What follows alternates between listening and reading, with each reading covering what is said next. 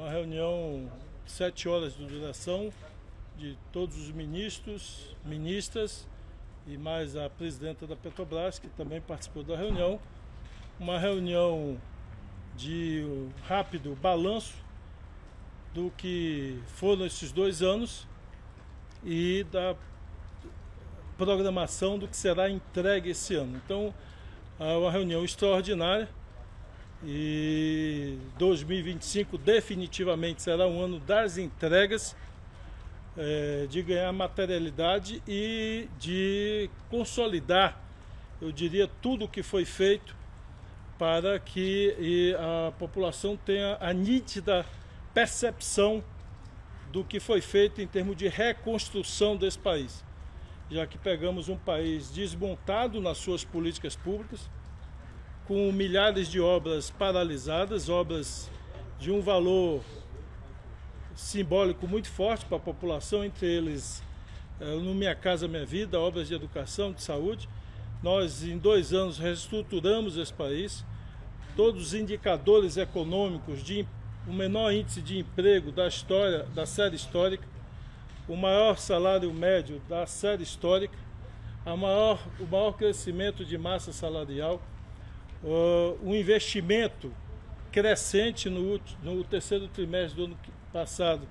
Nós chegamos a ter 17% de formação bruta de capital de investimento, um crescimento em 2024, diferente de 2023, que foi puxado pela agricultura. 2024, o crescimento foi puxado pela indústria, a indústria de base, que é aquela que garante gerações futuras, e o crescimento sustentável do PIB e torna o Brasil mais competitivo, puxado pelo investimento, puxado pelo consumo, e, portanto, esse é o ano de consolidar esses 2 anos de trabalho e de reorientar a percepção e a comunicação para que todo esse conjunto de ações fique perceptível por parte da população. Então, uma reunião extremamente positiva, e que agora cada ministro e ministra sairá com sua meta de entrega para 2025. Era isso. Vamos combinar aqui uma quantidade de perguntas aí para a gente poder... Ou não. 7 horas nessa. Diga. O presidente fez uma fala. Tá cheio de mosquitinho aqui. A gente entendeu que ele deu uma bronca ali na questão das portarias e ele falou que deveria passar pela Casa Civil. Vai mudar alguma coisa no fluxo de portarias? Porque no caso do PIX foi instrução normativa, isso nem sequer passa perto ou não. Olha, independente de qual é o instrumento, se é instrução normativa, se é portaria, se é decreto, é importante em qualquer medida de governo, em qualquer ministério, que a gente tenha centralidade nas decisões e nos anúncios, até porque o ministro Sidônio, que está assumindo agora o governo, corretamente diz que é preciso, nesse mundo de alta velocidade da comunicação, que a informação organizada chegue primeiro à população, antes de chegar a mentira, antes de chegar a desinformação. Então, é por isso que qualquer iniciativa nós temos que garantir a centralidade para que, inclusive, seja feito um plano de comunicação para todas as ações de governo, independente de qual o ministério. E portanto, isso independe de qual ação formal, se é uma instrução normativa, se é uma portaria, qual é o instrumento. Vai impactar muitas pessoas, então isso tem que ser discutido com a comunicação, ser feito um plano de comunicação e um plano de implementação para ser feito, para que, de novo, esse ano, e nós definitivamente não podemos permitir que a mentira prevaleça a verdade. E é preciso que os fatos e que a verdade chegue mais fácil à população. Então não podemos, primeiro sai a fofoca, sai a mentira, para depois vir os fatos e a verdade. Então nós precisamos colocar os fatos e a verdade para que a mentira corra atrás da verdade e não o contrário. Mas vai mudar o fluxo? Vai mudar o fluxo? Nós vamos buscar, isso não vai necessariamente ter formalização disso, mas nós vamos buscar garantir centralidade nas tomadas de decisões e nos anúncios de qualquer medida governamental. Presidente, o senhor tinha falado anteriormente de que uma reforma ministerial poderia acontecer até o dia 20 de janeiro. Gostaria de saber se isso foi discutido na reunião e se existe uma nova perspectiva de quando isso pode acontecer. Não, a entrevista que eu dei, eu vou repetir, eu disse primeiro que o presidente não tinha tomado, basta rever a entrevista, não tinha tomado qualquer decisão sobre reforma ministerial. E que ele estava refletindo se iria fazer ou não a reforma. Se ele fosse fazer, poderia ser eventualmente até a reunião ministerial até o final do mês. Então o presidente não tomou qualquer decisão sobre isso, esse assunto não foi pauta evidente da reunião e o presidente continua refletindo. Ele pode trocar ministro, ministra, como qualquer outra função a qualquer momento. Não precisa, não tem, é diferente no futebol que você tem um prazo para contratar jogador de fora, tem prazo para contratar, para inscrever no campeonato. Aqui não tem. Aqui o presidente pode substituir a qualquer hora que ele queira, então, portanto, não tem um prazo nem para iniciar, nem para terminar. Ele está refletindo e, portanto, não há previsão, nem data de início, nem data de fim de uma reforma ministerial. Mas como assim, pauta evidente? Só pensando na última reunião do ano passado, quando foi o almoço no Alvorada, ele tinha falado, anunciar que iam ter algumas mudanças, obviamente ele não falou, ó, ministério, mas já começou. Quando fala que não foi pauta evidente, mas teve sinalizações, ele falou de coisas ou pastas específicas. Não, quando eu digo é evidente, porque numa reunião ministerial você, se ele está refletindo, está pensando nessa daquela pasta, o ambiente dele eventualmente concluir a sua reflexão não é na reunião com os ministros, ele fará isso reservado. O presidente é um homem que dá recado. Não, ele não deu nenhum recado hoje, não. O recado é só positivo, de se sentir orgulhoso com a dedicação, o trabalho do conjunto dos ministros e que os ministros vão funcionar como uma orquestra agora, com o maestro afinando a orquestra para que a gente esteja numa nota só, afinando a comunicação e tendo mais presença. A ideia é que os ministros e que o próprio presidente tenha mais contato, fale mais com a imprensa e que nós tenhamos também mais presença nos diversos estados brasileiros. Ministro, o governo chegou a anunciar a desapropriação de alguns terrenos de reforma agrária no final do ano passado.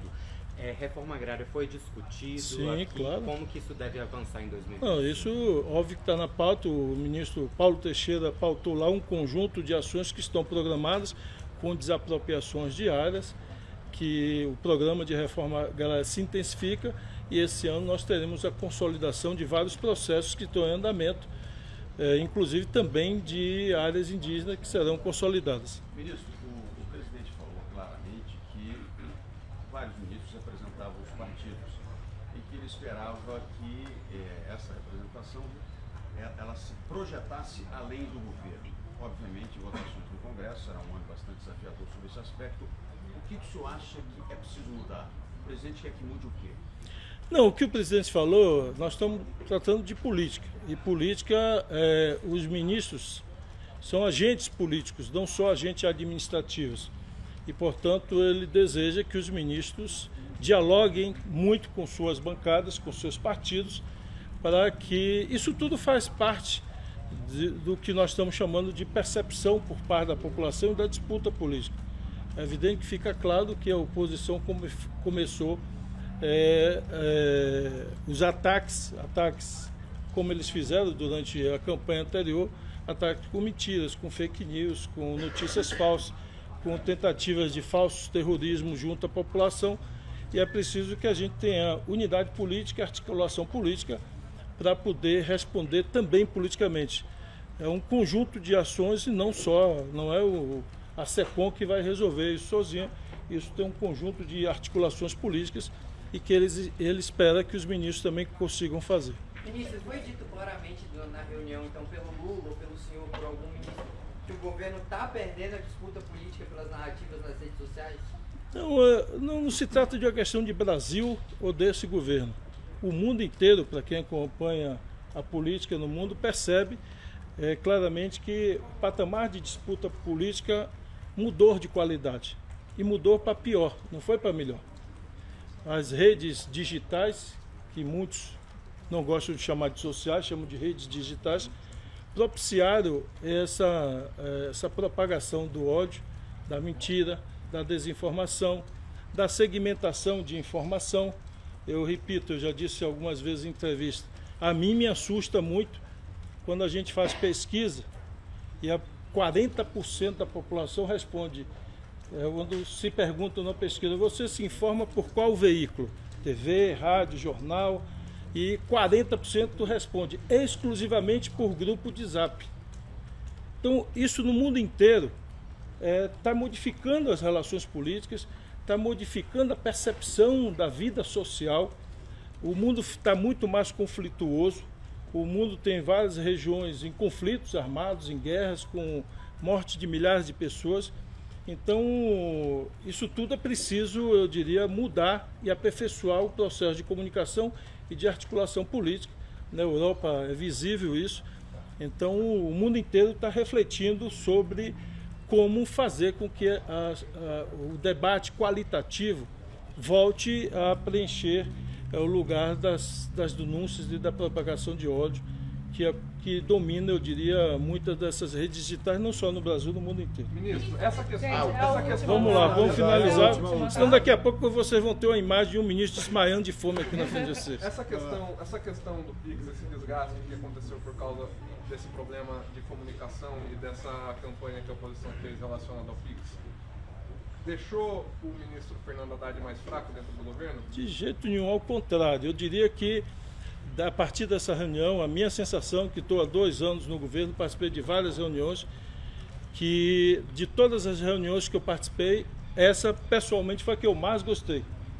Foi a que eu mais senti uma percepção de unidade, de galvanização do conjunto dos ministros a um objetivo, que é o objetivo de firmar, aliás, o esforço de todos os ministros e de todas as pastas. Eu não tenho dúvida, eu iria hoje, mesmo com fome aqui, a qualquer debate, comparar os 2 anos nossos com os 4 anos anteriores ao que o presidente governou. Em todas as áreas, em todas as pastas, em qualquer indicador que seja escolhido, nós estamos muito superior ao que foi feito no período passado. Muito. Se é investimento em rodovias, nós vamos fazer mais do dobro do que foi feito no governo passado. Se é investimento em educação, nós vamos fazer 3 vezes mais do que foi feito no governo passado. Se é investimento em saúde, ou infraestrutura de saúde, quase 5 vezes mais. Então, qualquer área que você queira comparar, nós podemos comparar. Então, isso ficou claro nas diversas apresentações que foram feitas. Agora, é preciso fazer esse conjunto de comparações e de informações chegar à população e, portanto, o ministro Haddad não pode ter saído enfraquecido porque não houve nenhuma medida concreta ou verdadeira. O que se montou, de novo, foi uma notícia facciosa, mentirosa, para tentar aterrorizar a população. Então o governo já deixou claro em nota, já deixou claro nas suas medidas, o PIX segue forte, ele é mais do que um meio de pagamento hoje, ele estrutura as relações dentro da sociedade, as pessoas transferem dinheiro para mãe, para pai, para irmão, para algum vizinho, algum amigo comprar alguma coisa para ele. Quando alguém quer fazer um bolão para jogar na loto, alguém coleta o dinheiro e se transfere para a conta dessa pessoa para pagar em PIX. Quando alguém vai fazer um encontro de amigos para fazer um churrasco, no final de semana, passa para a conta de alguém que fica responsável por comprar cerveja, por comprar carne. Então, mais do que um meio de pagamento, é um meio de integrar hoje a sociedade. Ele se capilarizou tanto. Então, o governo já afirmou que, em hipótese nenhuma, foi pensado em qualquer momento se tributar ou taxar PIX, e muito menos que ele fosse comparável à recepção de renda para ser tributado. Se em momento nenhum foi cogitado, então não há porquê ele... Ao contrário, eu diria que, às vezes, um episódio como esse acende na cabeça de todos nós a importância de, mais do que nunca, estar todo mundo afinado na orquestra. Então eu diria que saiu mais forte todo mundo. O ministro Haddad saiu mais forte, e eu, de todas as reuniões que participei, foi que eu, pessoalmente, mais gostei pelo grau de unidade e grau de afinamento dos ministros do governo. Então, agora, como a gente às vezes gosta de dizer, chegou a hora da onça beber água, chegou a hora, mais do que nunca, de mostrar o esforço e o trabalho. E eu gosto muito de uma frase, eu vou encerrar a coletiva dizendo isso. O senador Otto Alencar da Bahia, eu adotei uma frase que ele usa muito. Nada, absolutamente nada, supera o trabalho. E aqui essa máxima vale. O trabalho não será vencido pela mentira, pela preguiça, nem por aqueles que nunca fizeram nada, nem por seus estados e nem pelo seu país. Que apenas fica com o aparelhinho na mão, querendo lacrar e ganhar compartilhamentos ou seguidores. Então, o que o povo, ao fim e ao cabo, quer é ver gente trabalhando e melhorando a vida das pessoas. E eu acredito fortemente que nada supera o trabalho. E por isso o governo vai mostrar, em 2025, o fruto do trabalho, da dedicação de 12 horas, de 14 horas por dia, de ministros, técnicos e servidores que estão dia e noite ajudando a reconstruir esse país que foi destruído durante 4 anos. Okay. Que Deus nos abençoe. Só de gastos da economia, só para fechar. O quê? Possibilidade, como é que vai ser o ano na questão Ô, gente, a perspectiva de nós vamos, isso não tem mudança, gente. Nós vamos manter, como eu tenho dito, o compromisso fiscal não é do ministro A, do ministro B. O compromisso fiscal é do presidente da República, do governo. Nós bloqueamos o ano passado de investimento 20 bilhões de reais. Muitos artigos, muitas notas colocavam em dúvida se o governo iria ser determinado, ia fazer corte mesmo no PAC, no investimentos, para garantir. Eu não estou falando de previsão, eu estou falando de fatos. Nós cortamos 20 bi para cumprir o arcabouço fiscal. O que for necessário fazer, em qualquer momento, para se garantir o equilíbrio das contas públicas e o arcabouço fiscal será feito. Então não terá anúncio antecipado, não tem estudo em andamento, mas eu quero reafirmar, tudo que precisar ser feito para cumprir o equilíbrio fiscal será feito. A qualquer tempo, a qualquer mês, que se mostre necessário, as medidas podem ser aperfeiçoadas. Nessa reunião não foi tratada disso, mas a qualquer momento, se a realidade assim se mostrar, os ajustes necessários serão feitos. O que a realidade vai mostrando é que o dólar vai caindo, infelizmente ele não cai na mesma velocidade que ele subiu, mas eu acredito que com o passar dos dias da posse do novo presidente dos Estados Unidos e os números robustos da economia brasileira vão fazendo o dólar voltar ao patamar, eu diria que tenha reflexo na vida real da economia, porque o patamar que está não corresponde à vida real e aos números reais da economia brasileira. Um abraço, que Deus nos abençoe. Tchau.